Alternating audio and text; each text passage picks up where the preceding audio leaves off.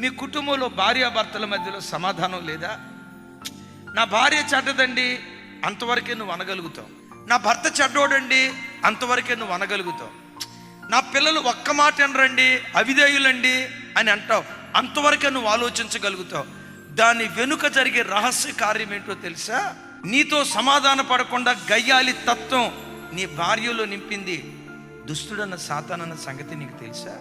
చిన్నప్పుడు నిన్ను చూసి గడగడలాడే పిల్లలు, అమ్మో అమ్మో నాన్న, అమ్మో అమ్మో అమ్మని గడగడలాడే పిల్లలు ఈరోజు నిన్ను గడగడలాడించే స్థాయికి వచ్చారంటే కారణం నీ పిల్లలు అనుకుంటున్నావా?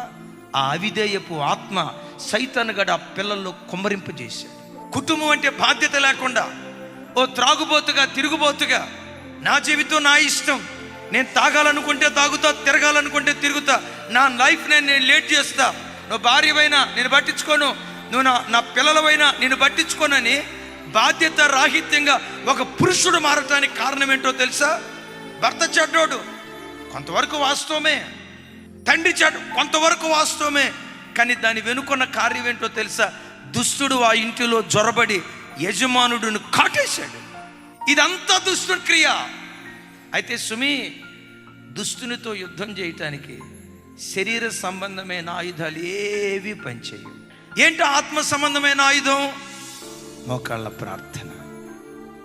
దేవుని సన్నిధిలోనూ మోకాళ్ళుని ఆయన సముఖంలోనూ ప్రార్థన చేయగలిగితే ఏ దురాత్మలు నీకు వ్యతిరేకంగా పనిచేస్తున్నాయో, ఏ చీకటి శక్తులు నీ వ్యాపారానికి వ్యతిరేకంగా పనిచేస్తున్నాయో, ఏ అంధకార శక్తులు నీ ఆత్మీయ జీవితానికి అవరోధంగా నిలవబడి వీడు ఎదగకూడదు, వీళ్ళ వ్యాపారం ఎదగకూడదు, వీళ్ళ సంసారం ఎదగకూడదని ఏ సాతాను చెత్తగొట్టాలని ప్రయత్నం చేస్తున్నాడో, దురాత్మల మీద నీకు విజయాన్ని అనుగ్రహించేది నీ కన్నీటి ప్రార్థన అన్న సంగతి నువ్వు మర్చిపోకు.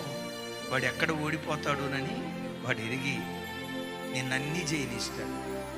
ప్రార్థించు. ఆధ్యాత్మిక రంగంలో బైబిల్ చదవనిస్తాడు, దశమ భాగం ఇవ్వనిస్తాడు, మందిరంలో పరిచర్య చేయనిస్తాడు, వాయిద్యకారుడిగా, గాయకుడిగా, తబలిస్ట్గా, ప్యాడిస్ట్గా, మంచి పరిచారకుడిగా మందిరంలో పెరగనిస్తాడు. ఇవన్నీ చేయనిస్తాడు. కానీ నీకంటూ వ్యక్తిగత ప్రార్థన బలిపీఠం లేకుండా ఆ బలిపీఠాన్ని పడగొడతాడు. జాగ్రత్త. అయ్యా అమ్మా, ఒకసారి నా వైపు చూడు. నీకు నీ కుటుంబానికి విరోధంగా ఏ దురాత్మలు పనిచేస్తూ వచ్చాయో ఈరోజు వాక్యం వింటుండగా పడిపోయిన నీ ప్రార్థన బలిపీఠాన్ని తిరిగి కట్టుకోవటం ప్రారంభించు. నువ్వు సరైన ప్రార్థనా పరుడుగా నా సముఖంలో కనపట్లేదు అన్నట్లుగా నీ మనస్సాక్షి నీ మీద నేరారోపణ చేస్తూ ఉంటే ఈ వాక్యం వింటుండగా ప్రార్థన బలిపీఠాన్ని మరలా యేసు నామం పేరిట తిరిగి కట్టుకుందుముగాక.